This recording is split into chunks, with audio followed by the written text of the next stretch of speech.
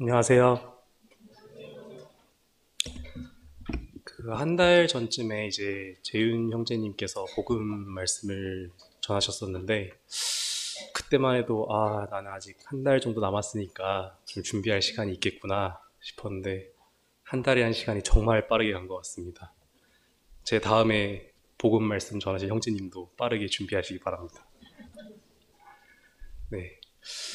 오늘은 이제 복음을 주제로 여기 계신 성도님들과 그리고 이제 구도자님들께 말씀을 전하게 되었습니다. 제가 이제 오후에 있는 그 출애굽기 성경 공부 시간에는 종종 이 강단에 나와가지고 10분 내외로 짧게 말씀 교제를 했었었는데, 이렇게 또 주일 말씀 시간 전체를 활용해서 또 이 말씀을 전달하는 게 또 처음이라 가지고 다소 좀 떨리는 마음도 있고 솔직히 부담이 되는 것도 있습니다. 일단은 좀 시간 조절을 잘 할 수 있을까 이제 그런 생각도 좀 많이 들고요. 또 이 말씀을 전하면서 좀 이렇게 중언부언하지 않을까라는 걱정도 있었습니다. 그래서 제가 이제 말씀을 준비하면서 이렇게 좀 계속 기도를 했던 내용이 있습니다. 제가 뭐 이렇게 주님께 화려한 언변을 달라 이렇게 기도를 했던 건 아니고요. 그리고 또 뭐 분위기를 이렇게 주도하면서 성도님들께 뭔가 재미를 선사하고 좀 웃기면서 진행할 수 있는 뭐 그런 능숙함을 달라고 하지도 않았습니다. 저는 그냥 단지 주님께서 허락해 주신 그 이 시간을 정말 오직 주님께서 주관하여 주시고 저를 통해서 이 전해지는 말씀으로 인해서 정말 단 하나의 영혼이라도 그 마음 가운데 참된 복음의 말씀이 심어져서 정말 구원을 받고 또 그 열매를 기대할 수 있으면 그곳으로 정말 충분하고 진심으로 감사를 드립니다 라고 기도를 드렸습니다. 그 저의 기도처럼 정말 오직 주님께서 이 시간을 주관하셔가지고 온전히 주님께서 원하시는 이 말씀이 선포될 수 있도록 성도님들께서도 마음속으로 또 기도 부탁드리며, 혹여나 제가 또 이렇게 전달하다가 그런 부족함이 있더라도 또 너그러운 마음으로 권면하여 주시면 감사드리겠습니다. 네, 복음에 대해서 또 전달을 하게 되니까 또 복음이라는 것이 이제 무슨 뜻이고 또 어떤 것인지를 먼저 말씀을 좀 드려야 될 것 같습니다.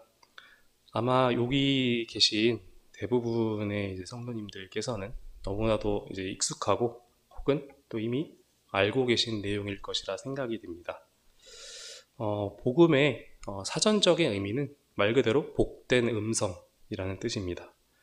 그러면은 도대체 저희 이제 그리스도인에게는 어떤 것이 복된 것일까요?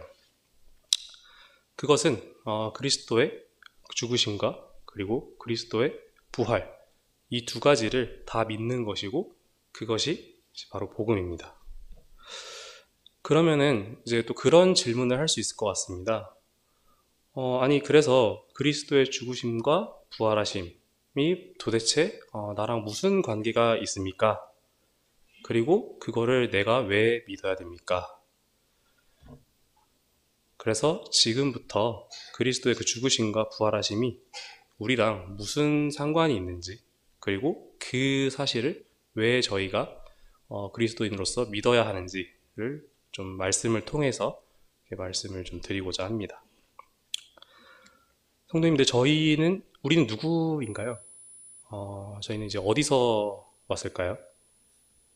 물론 부모님들, 각자의 부모님으로부터 이제 태어났습니다.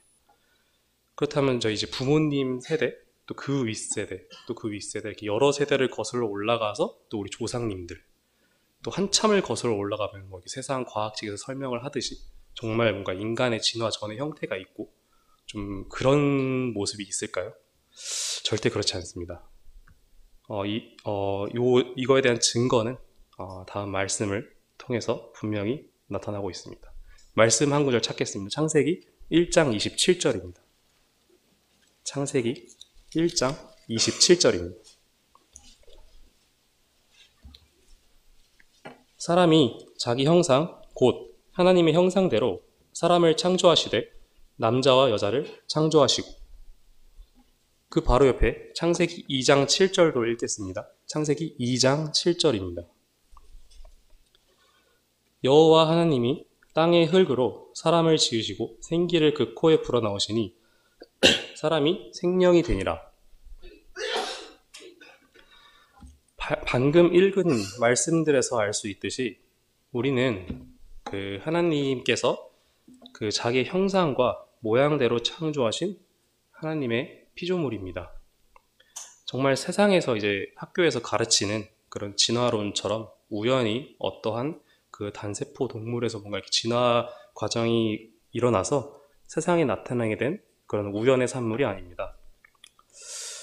저는 이제 개인적으로 대학원 때 생물 전공으로 잠시 공부를 했던 적이 있습니다. 뭐 생물 전공이기 때문에 당연히 진화론도 배웠고, 사람의 이제 몸의 세포, 물질 하나하나들이 어떻게 서로 이제 상호작용을 하는지에 대해서도 배웠습니다.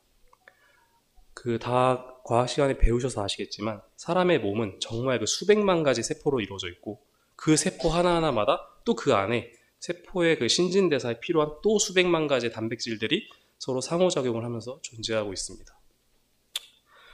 그 우리 몸 전체를 보는 것이 아니라 그 세포 하나만 뜯어봐도 마치 우주와 같이 정말 정교하고 특정한 규칙에 따라 작용을 하는 것을 볼 수 있습니다. 오히려 이렇게 깊이 공부를 하면 할수록 절대로 사람은 또 우리들은 우연의 산물이 아니고 전지전능한 어떤 분에 의한 설계임을 알 수 있습니다. 오히려 과학에 대해서 깊이 공부할수록 하나님께서는 실존하신 분이다라는 사실에 대한 확신이 들었습니다. 세상에서 바라보는 시선과 같이 과학은 절대로 하나님을 이기고 정말 그 신을 정복하려는 도구가 되어서는 안 됩니다. 오히려 과학을 활용해서 하나님이 이 세상에 계신다는 것을 정말 스스로 확신하게 되고 하나님의 뜻을 더 잘 이해하기 위한 도구로 활용해야 됩니다. 여기 앞에 있는 우리 학생들도 정말 학교에서 과학을 배울 때 이런 마음으로 접한다면 정말 신기한 배움이 많을 것이라 확신합니다. 방금 말씀드린 이러한 그 과학, 그 중에 또 이 진화론, 이런 것 때문에 오늘날 이 세상 사람들은 정말 그 자신의 그 존재에 대해서 심각하게 오해를 하고 있습니다. 그리고 그런 진화론들을 이렇게 들이밀면서 이거 봐라, 하나님은 없다, 이 성경책은 거짓말이다 라는 증거로 활용을 하고 있습니다. 아까 말씀드렸듯이 이제 진화론에서는 어떠한 유기물이 뭔가 특정 환경을 지나서 뭔가 단세포 동물이 되고 다세포 동물이 되고 각자의 상황에 맞게 진화를 했다라고 주장을 하고 있습니다. 하지만 이것은 단지 말 그대로 이론일 뿐이고 하나님을 싫어하고 또 배척하는 그 사람들이 처음에 제시한 상상의 결과물이고 가설입니다. 아까 말씀드린 것처럼 오히려 과학을 정말 깊이 제대로 공부하고 생물학에 대해서 정말 연구를 한 사람들이면 진화론이라는 그 이론 자체가 얼마나 터무니없는 주장임을 알 수 있습니다. 하지만 이 세상에서는 또 이런 진화론에 동조하지 않고 정말 성경이 옳다라고 주장을 하면은 돈을 못 벌게 하고 또 그 연구 학계에서 또 불이익을 줍니다. 그래서 이제 과학을 하는 학자들이나 뭐 연구를 하는 연구를 생업으로 하는 사람들은 이 이론을 어떻게 보면 강제적으로 믿어야 되고 따라갈 수밖에 없는 그런 환경이 만들어져 있었습니다. 그 말씀 한 구절 찾아서 보겠습니다. 로마서 1장 20절입니다.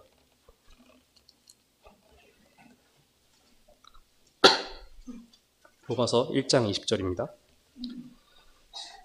창세로부터 그의 보이지 아니하는 것들 곧 그의 영원하신 능력과 신성이 그가 만드신 만물에 분명히 보여 알려졌나니 그러므로 그들이 핑계하지 못할지니라. 분명히 성경 말씀에는 하나님께서는 분명히 살아계시다는 사실이 명시되어 있고 그 사실을 만물을 통해서 분명히 보여준다 나타나고 있습니다. 앞선 말씀을 통해서 보셨듯 우리는 하나님의 피조물이며 그렇기 때문에 하나님은 우리의 주인이십니다. 하나님께서는 이제 그 최초의 인류인 아담과 하와를 만드시고 그들을 에덴 동산에 살게 하셨습니다. 그들은 이제 동산을 지키는 동산직이었고 모든 생물을 다스릴 수 있는 권한을 하나님께로부터 부여받았습니다. 그들은 그때는 이제 일할 필요도 없었고요.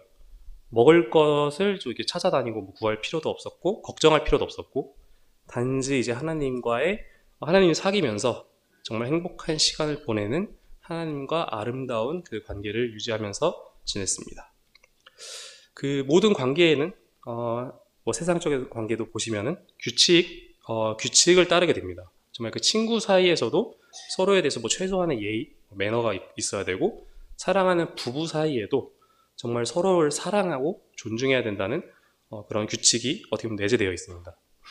만약 한쪽에서 정해진 규칙을 어겼을 때, 예를 들면은 세상에서 표현하기로는 연인 간에 바람을 폈다라고 했을 때, 그러면 이제 그 관계는 깨어지게 되는 것이죠. 이와 마찬가지로 하나님과 그런 사람과의 관계에도 규칙이 있었습니다. 그것은 바로 하나님은 창조주이시면서 왕이시고 사람은 피조물이다 라는 것입니다. 하나님께서는 그 사람의 왕이 하나님이다 라는 것을 기억하도록 에덴 동산에 그 나무 한 그루를 심었습니다. 그리고 나서 하나님께서 분명하게 그들에게 말씀을 하셨습니다. 창세기 2장 16절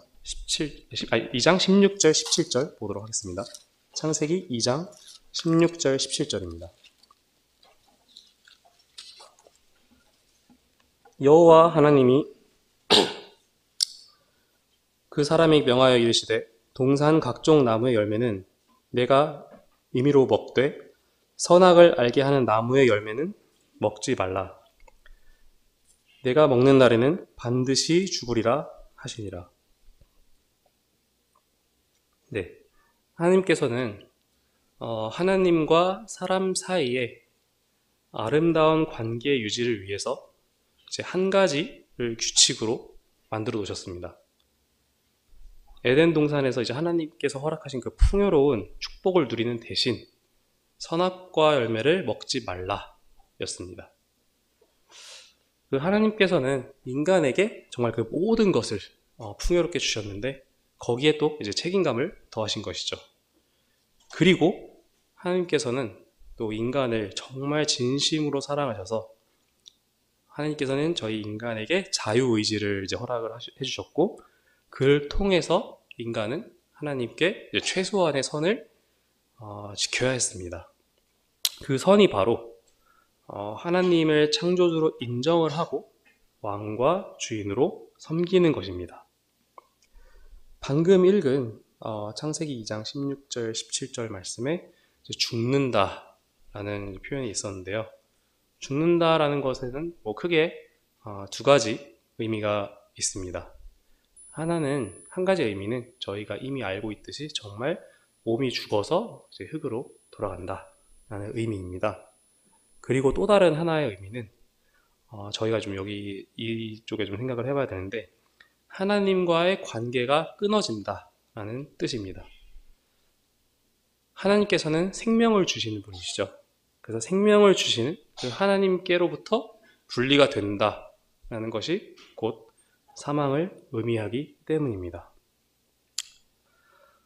하나님께서 창조해 주신 그 모습대로 인간은 하나님과 이런 아름다운 관계를 유지하면서 계속 살아왔으면 좋았겠지만 그러지 못했습니다.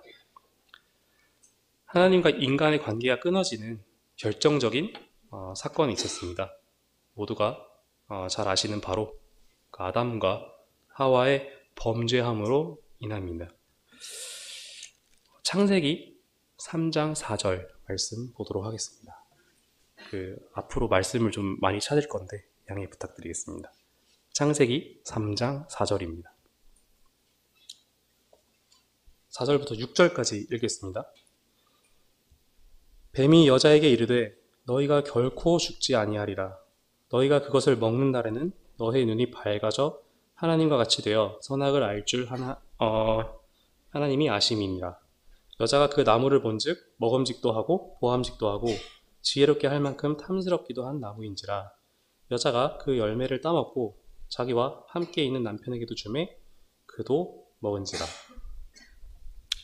네, 그 아담은 이제 사단의 유혹에 빠져서 하나님께서 정하신 규칙을 위반을 했고 결국 주님께서 정하신 선을 넘어버렸습니다.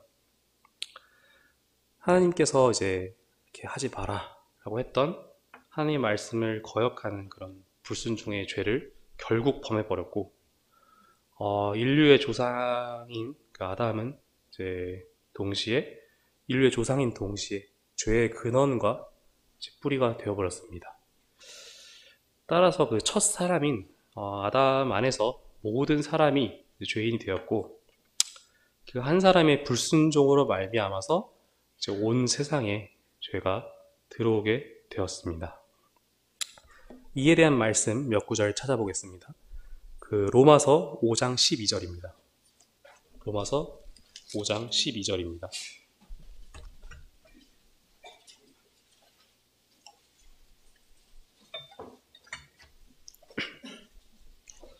그러므로 한 사람으로 말미암아 죄가 세상에 들어오고 죄로 말미암아 사망이 들어왔나니 이와 같이 모든 사람이 죄를 지었으므로 사망이 모든 사람에게 이르렀느니라. 그리고 그 5장 그 바로 뒤에 5장 18절 앞부분을 읽어드리겠습니다. 그런즉 한 범죄로 많은 사람이 정죄에 이른 것 같이. 그리고 한 구절만 더 찾아보겠습니다. 고린도전서 15장 22절입니다. 고린도전서 15장 22절입니다.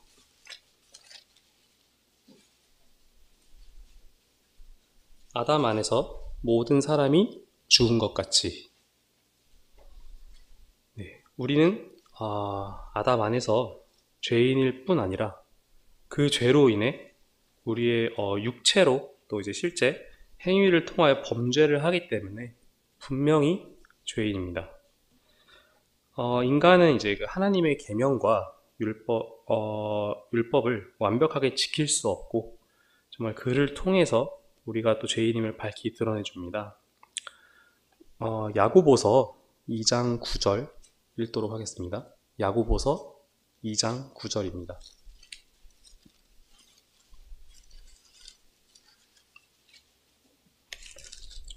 2장 9절에 이제 후반부부터 10절까지 읽도록 하겠습니다. 율법이 너희를 범법자로 정죄하리라. 누구든지 온 율법을 지키다가 그 하나를 범하면 모두 범한 자가 되나니. 그리고 로마서 3장 19절, 20절 보도록 하겠습니다. 로마서 3장 19절, 20절. 우리가 알거니와 무릇 율법이 말하는 바는 율법 아래에 있는 자들에게 말하는 것이니 이는 모든 입을 막고 온 세상으로 하나님의 심판 아래에 있게 하려 함이라. 그러므로 율법의 행위로 그의 앞에 의롭다 하심을 얻을 육체가 없나니 율법으로는 죄를 깨달음이니라. 그리고 같은 로마서 7장 7절부터 13절 읽어드리도록 하겠습니다. 로마서 7장 7절부터 13절입니다. 그런즉 우리가 무슨 말을 하리요? 율법이 죄냐? 그럴 수 없느니라. 율법으로 말미암지 않고는 내가 죄를 알지 못하였으니 곧 율법이 탐내지 말라 하지 아니하였더라면 내가 탐심을 알지 못하였으리라. 그러나 죄가 기회를 타서 계명으로 말미암아 내 속에서 온갖 탐심을 이루었나니 이는 율법이 없으면 죄가 죽은 것임이라. 전에 율법을 깨닫지 못했을 때에는 내가 살았더니 계명의 이름에 죄는 살아나고 나는 죽었도다. 생명에 이르게 할 그 계명이 내게 대하여 도리어 사망에 이르게 하는 것이 되었도다. 죄가 기회를 타서 계명으로 말미암아 나를 속이고 그것으로 나를 죽였는지라. 이로 보건대 율법은 거룩하고 계명도 거룩하고 의로우며 선하도다. 그런즉 선한 것이 내게 사망이 되었느냐? 그럴 수 없느니라. 오직 죄가 죄로 드러나기 위하여 선한 그것으로 말미암아 나를 죽게 만들었으니 이는 계명으로 말미암아 죄로 심히 죄되게 하려 함이라. 네, 이 말씀 방금 읽었던 이 말씀 구절들을 통해서 하나님께서 이제 계명과 율법을 주신 이유에 대해서 분명하게 말씀해 주고 계십니다. 하나님께서는 이 성경을 통해서 분명히 말씀하시기를 계명과 율법을 잘 행하여 구원을 얻으려고 하는 자는 이제 구원치 않으시고 구원에 이를 수도 없다라고 말씀을 하고 계십니다. 그럼 이제 계명과 율법은 왜 있는 것일까요? 그거에 대한 역할은 방금 말씀에서 보셨듯이 모든 사람으로 하여금 하나님 앞에서 하나님의 거룩하심 또 그 선하심 앞에서 자기 자신이 죄인임을 깨닫도록 하는 것입니다. 그 율법을 기준으로 이제 자신의 모습을 거기에 이제 비추어 봤을 때, 나는 죄인이구나 하면서 죄인임을 인정하게 되는 것이고, 그것을 이제 죄인을 인정을 할 때, 그때부터 이제 죄를 해결하기 위한 노력을 할 것이기 때문입니다. 절대로 그 율법을 통해서 또는 율법과 계명을 정말 그 철저히 지킴으로 인해서 구원에 이르는 것이 아닙니다. 말씀 한 구절만 더 보겠습니다. 로마서 3장 20절입니다. 로마서 3장 20절. 그러므로 율법의 행위로 하나님 앞에 의롭다 하심을 얻을 육체가 없나니. 네. 그렇다면 이제 또 말씀에서 드러나는 그럼 인간의 죄에는 구체적으로 뭐 어떤 것들이 있는지, 그리고 우리가 본래 죄인임을 나타내는 구절에는 어떤 것들이 있는지를 한번 또 찾아보도록 하겠습니다. 로마서 1장 29절부터 32절입니다. 로마서 1장 29절부터 32절입니다. 곧 모든 불의, 추악, 탐욕, 악의가 가득한 자요, 시기, 살인, 분쟁, 사기, 악독이 가득한 자요, 수군수군하는 자요, 비방하는 자요, 하나님께서 미워하시는 자요, 능욕하는 자요, 교만하는 자요, 자랑하는 자요, 악을 도모하는 자요, 부모를 거역하는 자요, 우매한 자요, 배약하는 자요, 무정한 자요, 무자비한 자라. 그들이 이 같은 일을 행하는 자는 사형에 해당한다고 하나님께서 정하심을 알고도 자기들만 행할 뿐 아니라 또한 그런 일을 행하는 자들을 옳다 하느니라. 그리고 로마서 3장 10절입니다. 로마서 3장 10절. 기록된 바 의인은 없나니 하나도 없으며. 그리고 좀 앞으로 넘어가셔서 잠언 말씀 보겠습니다. 잠언 16장 2절입니다. 잠언 16장 2절.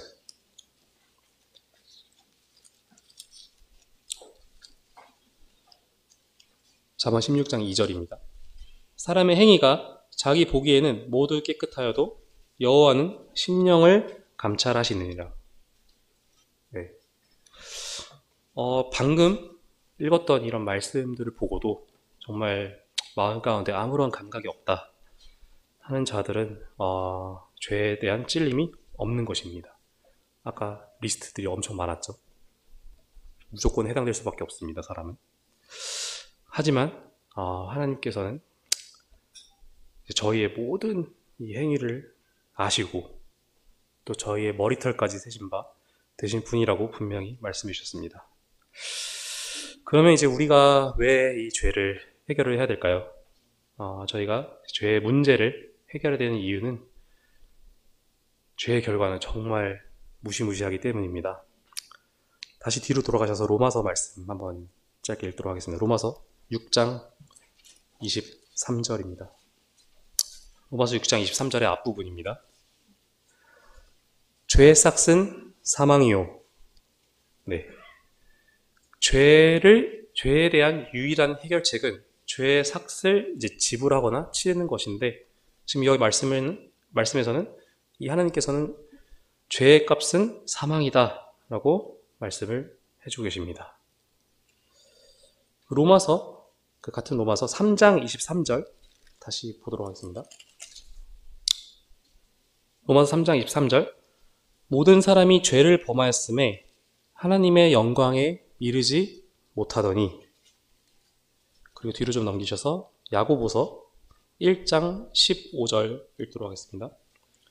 야고보서 1장 15절입니다. 욕심이 잉태한 즉 죄를 낳고 죄가 장성한 즉 사망을 낳느니라. 죄송합니다. 제가 감기에서 회복된 지가 얼마 안 돼서. 이렇게 이제 방금 읽은 말씀처럼 죄는 하나님과 사람 사이를 가로막고 그 교제를 완전하게 단절시키는 그런 방해물입니다. 이 죄로 하여금 저희는 하나님과 원수되는 관계가 되게 됩니다. 그 하나님 앞에서는 하나의 죄도 절대로 이제 용납될 수가 없고 그 죄에 대한 저주와 심판 그리고 그 진노를 퍼부으십니다. 그 이유는 하나님께서는 공의의 거룩과 선이신 분이시기 때문입니다. 흔히 죄를 지으면 그에 대한 결과로 지옥에 간다 라고 이제 알고 있습니다. 그 지옥불에 떨어지는 것은 정말로 엄청나게 큰 두려움입니다. 지옥에는 정말 꺼지지 않는 불못이 존재하고 그곳은 너무나도 고통스러워서 죽고 싶어도 죽을 수 없고 한번 들어가면 나올 수 없고 영원히 있어야 하는 곳이기 때문입니다. 이는 좀 아직은 저희가 경험을 당연히 할 수 없지만 우리가 익히 들어서 알고 있는 부자와 나사로의 말씀을 통해서 간접적으로 체험을 할 수 있습니다. 누가복음 16장 23절 보도록 하겠습니다. 누가복음 16장 23절입니다.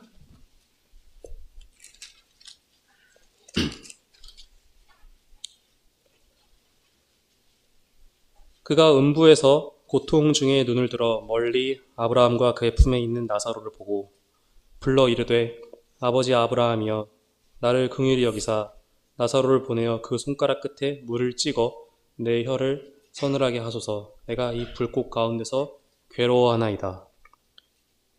뒤로 넘어가서 28절 바로 읽도록 하겠습니다. 내 형제 5이 있으니 그들에게 증언하게 하여 그들로 이 고통받는 곳에 오지 않게 하소서.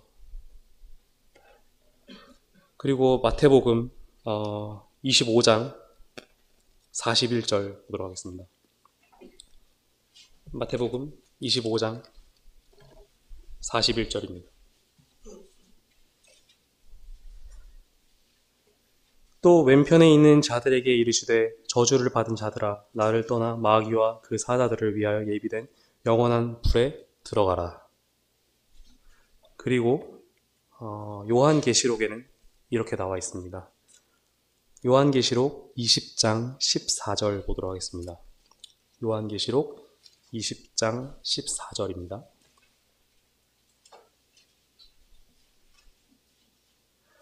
사망과 음부도 불못에 던져지니 이것은 둘째 사망 곧 불못이라. 누구든지 생명책에 기록되지 못한 자는 불못에 던져지리라. 무시무시하죠. 위 말씀들에서 알 수 있듯이 죄의 싹은 육체적 그리고 영적 사망이고 그 죄의 결과는 방금 읽었던 것처럼 뜨거운 유황과 같은 불이 결코 꺼지지 않는 고통에 몸부림칠 수밖에 없는 정말로 무시무시한 지옥에 들어가는 것입니다. 정의롭고 공의로우신 하나님께서는 죄를 반드시 처리하는 분이십니다. 그것이 바로 하나님의 속성이기 때문입니다. 그렇기 때문에 그 죄에 대한 징계의 장소로 지옥이 준비되어 있습니다. 이에 대한 말씀 한 구절 또 읽도록 하겠습니다. 하박국 1장 13절입니다. 하박국 1장 13절. 앞부분 읽겠습니다. 주께서는 눈이 정결하심으로 악을 참아 보지 못하시며 패역을 참아 보지 못하시거늘. 네. 이렇게 성경을 통해서 모든 인류는 예외 없이 다 죄인이다 라고 말씀을 하고 계십니다. 죄인은 그 죄를 해결하지 않고서는 아무도 천국에 들어가지 못합니다. 그 죄인에게는 정말 그 지옥불에서 영원히 형벌을 받을 날만이 기다리고 있을 뿐입니다. 이것이 성경에서 말하고 있는 우리 인간들의 현재 상태입니다. 하지만 뭐 세상 사람들을 보시면 굉장히 태평합니다. 뉴스를 이제 보면은 이 세상에 동성애, 마약, 성적인 문란함 등 악함으로 굉장히 가득 차 있습니다. 이제 뭐 구약에 나온 옛날에 소돔과 고모라의 시대보다도 오히려 더 음란하고 부도덕한 상황을 볼 수 있습니다. 이렇게 세상 사람들이 정말 악에 빠져가지고 이렇게 허망한 세월을 보내고 있는 이유는 이 세상 사람들이 주님에 대해서 전혀 모르고 있기 때문입니다. 당장 내가 이런 행동을 한다고 해서 하나님의 심판이 지금 이제 나에게 내리는 것이 아니고 딱히 결과물이 없기 때문에 하나님은 없다, 신은 없다, 하나님은 만만하다 라는 생각을 하면서 그냥 이렇게 그 악을 행하고 있는 것입니다. 하지만 하나님께서는 이 사실을 모르는 것이 절대 아닙니다. 하나님께서는 참고 기다리고 계시는 것입니다. 그 참고 기다리고 계시는 그 하나님께서는 그 하나님의 시간과 때가 이르렀을 때 분명히 무서운 진노를 쏟아 부으실 것입니다. 이렇게 지금 현재 세상 사람들처럼 아무것도 모른 채 이 세상을 떠나게 된다면 그 끝은 아까 말씀에서 보셨듯 그 무시무시한 지옥불이 기다리고 있을 것입니다. 로마서 2장 말씀 한번 보시겠습니다. 로마서 2장 2절에서 5절입니다. 로마서 2장 2절에서 5절입니다. 이런 일을 행하는 자에게 하나님의 심판이 진리대로 되는 줄 우리가 아노라. 이런 일을 행하는 자를 판단하고도 같은 일을 행하는 사람아, 내가 하나님의 심판을 피할 줄로 생각하느냐? 혹 내가 하나님의 인자하심이 너를 인도하여 회개하게 하심을 알지 못하여 그의 인자하심과 용납하심과 길이 참으심이 풍성함을 멸시하느냐? 다만 내 고집과 회개하지 아니한 마음을 따라 진노의 날, 곧 하나님의 의로우신 심판이 나타나는 그 날에 임할 진노를 내게 쌓는도다. 히브리서 9장 27절 말씀 한번 보도록 하겠습니다. 히브리서 9장 27절입니다. 한 번 죽는 것은 사람에게 정해진 것이요 그 후에는 심판이 있으리니. 네. 그럼 인간은 이렇게 죄인인 상태로 정말 희망이 없는 이 상태로 하나님에게 심판을 받고 지옥에 들어갈 날만 기다리고 있어야 하는 걸까요? 정녕 아무런 해결책이 없는 것일까요? 만약에 그 해결책이 있다면 인간은 죄를 어떻게 해결할 수 있을까요? 네, 지금부터 어떻게 죄를 해결할 수 있는지에 대해서 또 그와 관련된 하나님의 놀라우신 은혜와 그 사랑의 계획에 대해서 또 말씀을 통해서 한번 보도록 하겠습니다. 이제 저희 인간이 얼마나 이제 비참하고 절망적인 상황에 놓여 있는지 우리 주님께서는 이미 다 알고 계셨습니다. 그렇기 때문에 정말 인간을 사랑하신 그 사랑의 하나님께서는 그 사람을 이렇게 내버려두지 않고 특별히 저희를 구원하시기 위한 방법을 마련을 해 놓으셨습니다. 그 방법은 바로 대속입니다. 대속이라는 말은 많이 들어보셨을 것 같은데, 대속이라는 단어의 정의는 남의 죄를 대신해서 받음이라는 뜻입니다. 당연히 이 세상에서는 죄를 지은 사람이 그 형벌을 받아야 마땅하죠. 당연히 이제 죄인이었던 저희는, 그러니까 인간은 받아야 할 형벌은 아까도 말씀드린 것처럼 불타는 지옥입니다. 우리 인간은 스스로 이곳에서 절대 빠져나올 수 없는 상태이지만 하나님께서는 우리 인간을 위해 인간을 사랑하셔서 친히 대속제물을 이제 준비해 주신 것입니다. 그리고 그것이 바로 주님께서 저에게 허락하신 은혜입니다. 그 은혜라 하면은 이걸 좀 더 자세하게 설명을 드리자면 사랑받을 자격이 없는 인간이 하나님의 사랑을 받는다라는 것입니다. 은혜는 정말 이 사람이 노력을 통해서 하는 그런 행위나 그런 것과는 전혀 다른 성질입니다. 세상에 있는 많은 종교들, 그리고 이제 기독교에서 파생된 그런 많은 이단들은 정말 그런 행위를 강조를 많이 하고 있는 것을 볼 수 있는데, 사실 진리는 그렇지 않습니다. 하나님께서는 은혜이십니다. 인간에게 있는 정말 유일한 구원의 희망은 바로 하나님의 은혜뿐입니다. 그 은혜로우신 하나님께서 우리의 죄를 해결하기 위한 방법을 가지고 계신데, 그것이 바로 좀 전에 설명을 드린 대속입니다. 그 말씀을 보시면은 구약 시대에서는 양과 같은 동물을 희생 제물로 드림으로써 그 죄인의 죄값을 대신하였습니다. 저희 요새 공부를 좀 진행하고 있는 출애굽기 한번 보도록 하겠습니다. 출애굽기 20장 24절입니다. 출애굽기 20장 24절입니다. 내게 토단을 쌓고 그 위에 내 양과 소로 내 번제와 화목제를 드리라. 내가 내 이름을 기념하게 하는 모든 곳에서 내게 임하여 복을 주리라. 그 구약에 계셨던 그 성도님들은 하나님께서 정하신 대로 그 짐승의 머리에 손을 얹고 자기의 죄를 이제 고백을 하면서 자신의 죄를 짐승에게 이제 이관시키고, 이렇게 또 죄를 대신 떠맡게 된 그 짐승을 죽임으로써 그 피로 이제 속죄 제사를 드린 것입니다. 그러면 이제 그 죄가 일로 갔고 짐승이 대신 죽은 거죠. 하지만 이렇게 동물로 드렸던 그 구약의 제사는 완벽하지 않았습니다. 이제 한번 제사를 드릴 때 그 효력이 계속 영원히 가는 게 아니라 그 제사 이후에도 꾸준히 죄사함을 받기 위해서 계속 희생제물을 준비해서 제사를 드리고 또 죄사함을 받고, 이런 과정을 반복을 해야 했습니다.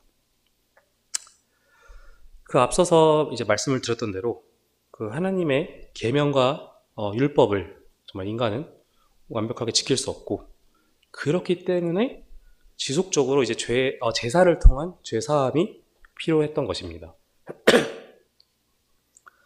하나님께서도 물론 이 사실을 잘 알고 계셨습니다. 하지만 그 때가 될 때까지 기다리셨습니다. 그때까지 이 이제 구약의 그 그림자와 모형으로 이스라엘 백성들은 짐승의 희생 제사를 계속 드렸던 것입니다. 앞으로 이제 보여지실 완전한 대속제물이 나타나기 전까지 말입니다. 그럼 방금 말씀드린 이 이제 완전한 대속제물이 누구일까요? 그것은 이제 너무나도 잘 아시겠지만 놀랍게도 하나님의 아들이십니다. 약 4,000년의 기간 동안 하나님께서는 정말 그 그림자와 예표로 그 자신의 아들에 대해서 정말 구약 성경 여러 군데서 보여주셨고, 또 여러 선지자들을 통하여서 미리 예언도 하셨습니다. 완전한 그 대속제물은 이제 구원자라는 의미로 또 이제 그리스도 혹은 메시아라고 불리기도 했습니다. 또 하나님과 인간 사이를 이제 화해시켜 주시는 분이다 라고 해서 화목제물이라고도 불렸습니다. 이 분이, 방금 제가 설명드린 이 분이 바로 우리가 그동안 말씀 시간 통해서 가장 많이 들었던 하나님의 아들이신 예수 그리스도이십니다. 로마서 3장 25절 말씀 읽도록 하겠습니다. 로마서 3장 25절입니다.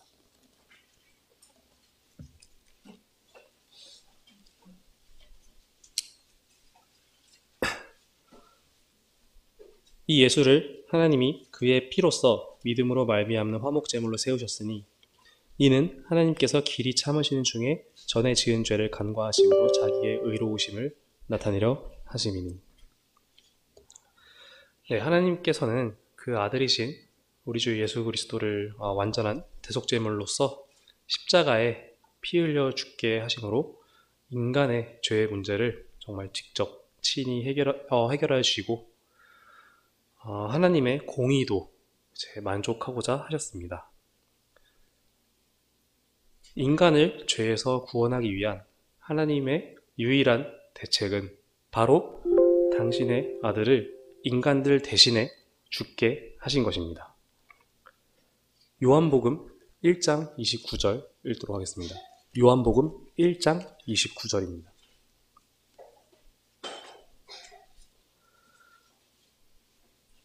보라, 세상 죄를 지고 가는 하나님의 어린 양이로다.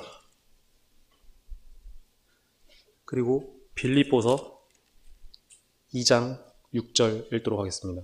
빌립보서 2장 6절입니다. 그는 근본 하나님의 본체시나 하나님과 동등됨을 취할 것으로 여기지 아니하시고. 네, 전지전능하신 하나님과 동등하신 그 예수 그리스도께서 친히 이 땅에 오셔서 인간의 죄를 대신하여 죽는 것이었습니다. 인간을 향한 그 하나님의 사랑이 어찌 이렇게 클 수 있을까요? 정말 그 사람들을 지옥에 보내고 싶어 하지 아니하시고 죄를 친히 해결해 주시는 이 사실이 바로 하나님의 사랑이며 은혜입니다. 그 역사적으로 보았을 때 아담의 범죄 이후로 인류의 그 역사 속에서 아무도 단 한 사람도 죄를 해결해 준 존재는 없었습니다. 어떤 고등 교육이든 철학이든 종교든 예술이든 아무것도 인류를 구원한 것은 없었습니다. 앞서 말씀드렸듯이 심지어는 그런 유대인의 율법도 그 자신들을 구원하지 못했습니다. 이렇게 인간은 스스로를 죄와 지옥불과 하나님의 심판으로부터 절대로 구원하지 못합니다. 하나님께서 준비하신 오직 하나의 길, 예수 그리스도 말고는 방법이 없습니다. 죄인인 모든 인간들은 예외 없이 예수 그리스도를 통해서 구원을 받아야 합니다. 말씀을 통해서 보겠습니다. 요한복음 14장 6절입니다. 요한복음 14장 6절.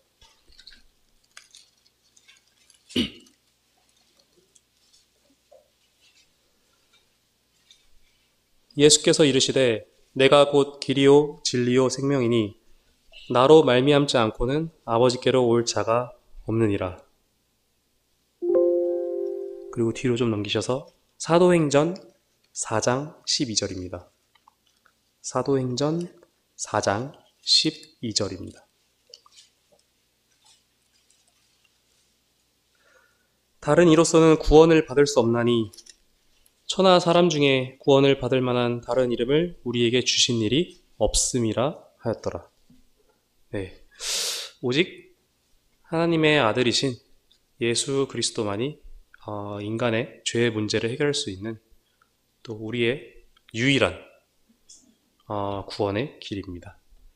모든 인간들은 단 한 명의 예외도 없이 구원자 곧 예수 그리스도를 통해서 구원을 받아야 합니다. 그 외에는 절대 구원을 향한 다른 길은 없습니다.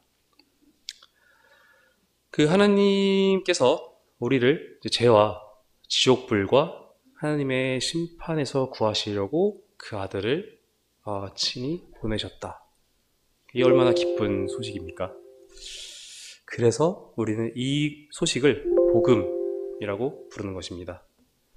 그러면 어떻게 하나님의 아들이 인간의 몸을 입고 왔는데 이제 구원자가 될 수 있나에 대해서 간단히 또 말씀을 통해서 좀 보고자 합니다. 첫 번째로 그 인간의 죄를 해결하기 위해서는 정말 본인도 당신도 죄가 없는 존재여야 합니다. 요한 1서 3장 5절 말씀 한번 보도록 하겠습니다. 요한 1서 3장 5절.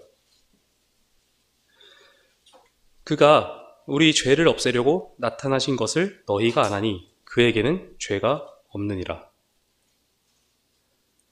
그리고 두 번째로는 또 고통을 받고 피 흘려 죽어야 하기 때문에 육체가 있어야 합니다. 좀만 앞으로 가셔서 히브리서 9장 22절입니다. 히브리서 9장 22절 뒷부분입니다. 피 흘림이 없은즉 사함이 없느니라.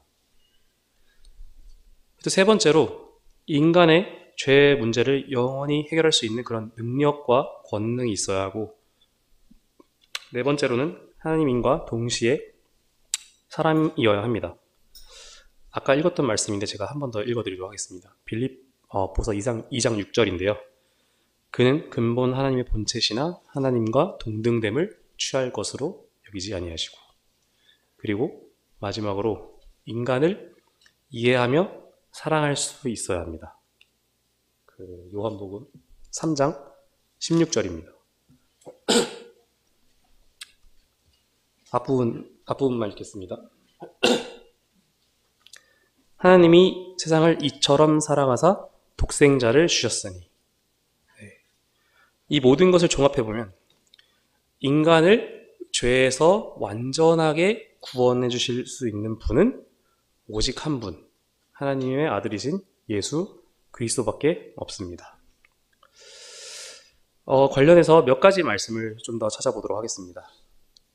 이사야서 53장입니다. 이사야서 53장 5절 6절입니다.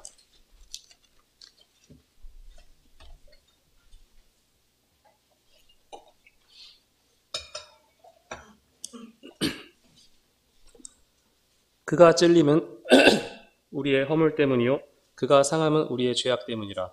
그가 징계를 받음으로 우리는 평화를 누리고 그가 채찍에 맞음으로 우리는 나음을 받았도다. 우리는 다 양 같아서 그릇 행하여 각기 제 길로 갔거늘 여호와께서는 우리 모두의 죄악을 그에게 담당시키셨도다. 뒤로 좀 가셔서 로마서 5장 8절 읽도록 하겠습니다. 로마서 5장 8절입니다. 우리가 아직 죄인 되었을 때 그리스도께서 우리를 위하여 죽으심으로 하나님께서 우리에 대한 자기의 사랑을 확증하셨느니라. 그리고 히브리서 9장 12절 보도록 하겠습니다. 히브리서 9장 12절입니다. 말씀을 좀 많이 찾아서 죄송합니다. 염소와 송아지의 피로 하지 아니하고 오직 자기의 피로 영원한 속죄를 이루사 단번에 성소에 들어가셨느니라. 이렇게 예수 그리스도께서 십자가 위에서 죄의 사함, 곧 그 구속을 모두 이루어 놓으셨기 때문에 정말 그 죄인이 구원받기 위해서 별도로 해야 하는 일은 아무것도 없습니다. 다만 이런 복음의 말씀을 듣고 이 대속의 사실을 믿으며 그 예수 그리스도를 나의 주인으로 영접하기만 하면 되는 것입니다. 다시 정리하자면 나 자신이 죄인이란 것을 깨닫고 나의 죄를 위하여 대신 죽으신 예수 그리스도의 그 십자가의 구속을 믿으며 그 예수님을 나의 생명의 주인으로 영접하는 것뿐입니다. 이렇듯 구원은 정말 아무런 대가 없이 하나님의 은혜를 통해서 거저 받는 것입니다. 이미 주님께서는 그 자신의 피로 우리의 과거, 현재, 또 미래의 죄까지도 완벽하게 그 죄값을 지불하셨고 치르셨기 때문입니다. 로마서 3장 24절 보도록 하겠습니다. 로마서 3장 24절입니다. 그리스도 예수 안에 있는 속량으로 말미암아 하나님의 은혜로 값없이 의롭다 하심을 얻은 자 되었느니라. 에베소서 2장 8절입니다. 에베소서 2장 8절. 너희는 그 은혜에 의하여 믿음으로 말미암아 구원을 받았으니 이것은 너희에게서 난 것이 아니요 하나님의 선물이라. 믿음으로 이제 구원을 받는다라고 말씀을 하셨는데, 그럼 그 믿음은 또 무엇인지 한번 또 말씀을 통해서 보겠습니다. 먼저 그 복음을 통해서 내 자신이 하나님 앞에서 죄인이고 또 그 지옥의 심판을 받아 마땅할 자임을 하나님 앞에서 고백을 하는 것입니다. 그리고 십자가에서 죽으신 그 예수 그리스도와 그 보혈이 나의 죄를 용서받을 수 있는 유일한 길임을 말씀을 통해서 깨닫는 것입니다. 그리고 그 예수님을 나의 주님으로 영접하고 마음으로 받아들이는 것이 구원의 믿음입니다. 로마서 10장 10절입니다. 로마서 10장 10절. 사람이 마음으로 믿어 의에 이르고 입으로 시인하여 구원에 이르느니라. 그리고 조금만 더 앞으로 가셔서 요한복음 1장 12절입니다. 요한복음 1장 12절. 영접하는 자, 곧 그 이름을 믿는 자들에게는 하나님의 자녀가 되는 권세를 주셨으니. 구원은 잠깐 얻었다가 사라지는 그런 휘발성이 있는 것이 아닙니다.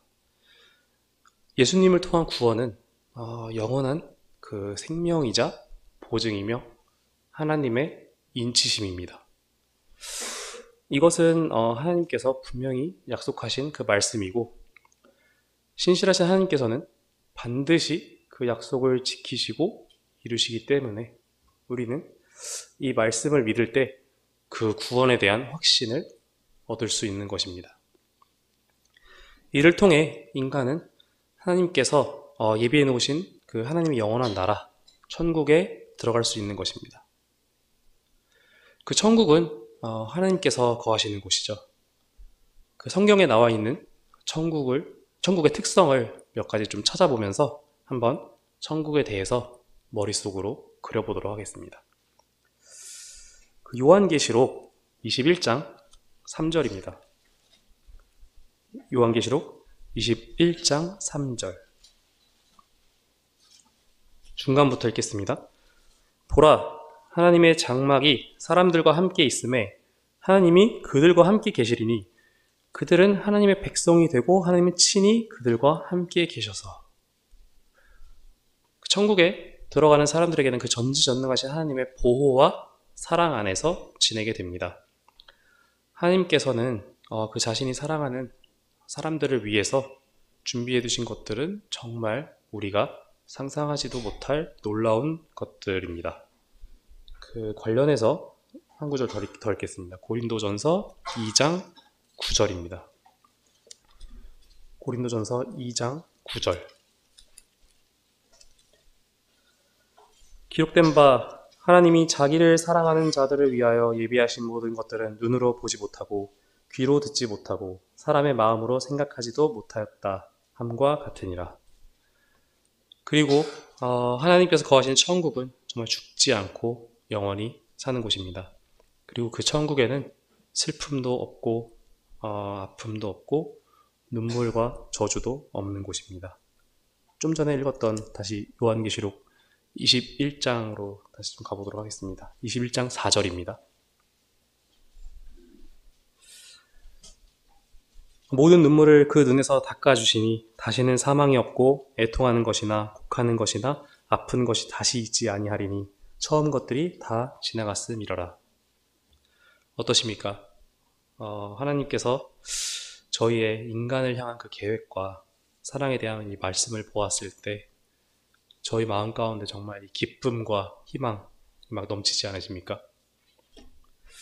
이 세상에 있는 이 고난과 힘든 것들, 이런 것들은 다 일시적인 것들입니다. 저희 주 예수 그리스도를 믿는 저희 그리스도인들은 이후에 있을 요 하나님의 나라를 기대하면서 살아간다면 이 세상에서 어떠한 두려움 없이 살아갈 수 있을 것입니다. 오늘 말씀을 좀 한번 간단하게 정리를 해보도록 하겠습니다. 하나님께서는 지금 이 시간에 읽었던 요 말씀들, 또 그 외에 이 온 성경을 통해서 분명히 인간은 죄인이라고 말씀을 하고 계십니다.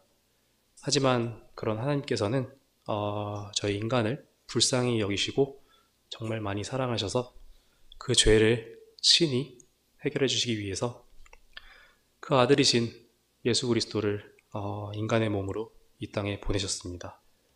그리고 그 예수 그리스도를 십자가에서 피 흘리시게 하심으로써 정말 하나님께서는 인간의 과거와 현재 그리고 미래의 죄를 단번에 해결하셨습니다.